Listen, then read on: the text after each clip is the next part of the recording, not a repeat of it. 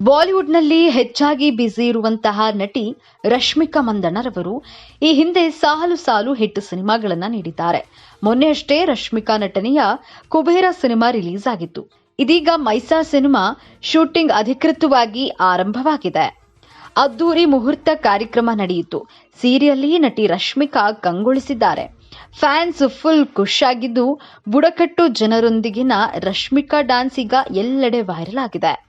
National crush Rashmika Mandanna ಮೈಸಾ ಚಿತ್ರದಲ್ಲಿ ಮತ್ತೊಂದು ಪ್ರಮುಖ ಪಾತ್ರದಲ್ಲಿ ಕಾಣಿಸಿಕೊಳ್ಳಲಿದ್ದಾರೆ. ಈ ಮೈಸಾ ಸಿನಿಮಾವನ್ನ ರವೀಂದ್ರ ಪುಲ್ಲೆ ನಿರ್ದೇಶನ ಮಾಡ್ತಿದ್ದಾರೆ.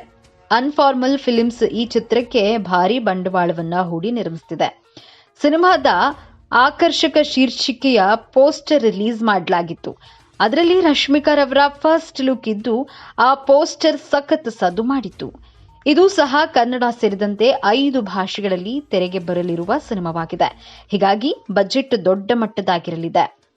ಪೋಸ್ಟರ್ ಬಿಡುಗಡೆಯ ಬಳಿಕ ನಿನ್ನೆ ಭಾನುವಾರ ಅದ್ದೂರಿ ಪೂಜೆಯನ್ನು ನೆರವೇರಿಸುವ ಮೂಲಕ ಚಿತ್ರದ ಶೂಟಿಂಗ್ ಪ್ರಾರಂಭಿಸಲಾಗಿದೆ. ಈ ಸಂದರ್ಭದಲ್ಲಿ ಚಿತ್ರತಂಡದ ಎಲ್ಲಾ ಸದಸ್ಯರು ಹಾಜರಿದ್ದರು. ಸುರೇಶ್ ಬಾಬು ಕ್ಲಾಪ್ಸ್ ಮಾಡಿದ್ರು.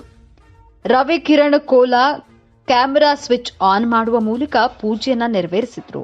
ಇನ್ನು ಚಿತ್ರತಂಡ ಹೇಳುವಂತೆ ಈ ಸಿನಿಮಾ ಗೋಂಡ್ ಬುಡಕಟ್ಟು ಜನಾಂಗದವರ ಹಿನ್ನೆಲೆಯಲ್ಲಿ ನಡೆಯಲಿದೆ ಎನ್ನಲಾಗಿದೆ.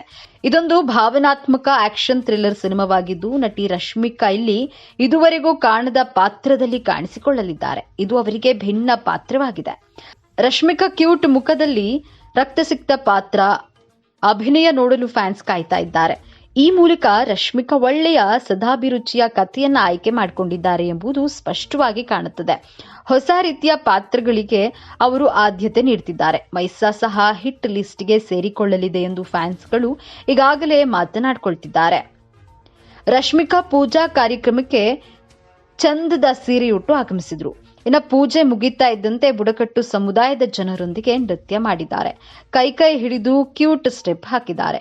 ವೃದ್ಧೆಯೊಂದಿಗೆ ಕೈ ಹಿಡಿದು ನೃತ್ಯ ಮಾಡಿದ ರಶ್ಮಿಕಾ ವಿಡಿಯೋ ವೈರಲ್ ಆಗಿದ್ದು, ನಗುಮುಖದ ಸುಂದರಿ ಕಂಡು ಬುಡಕಟ್ಟು ಮಹಿಳೆಯರು ಖುಷಿ ಪಟ್ಟಿದ್ದನ್ನ ನೀವು ಇಲ್ಲಿ ಕಾಣಬಹುದು.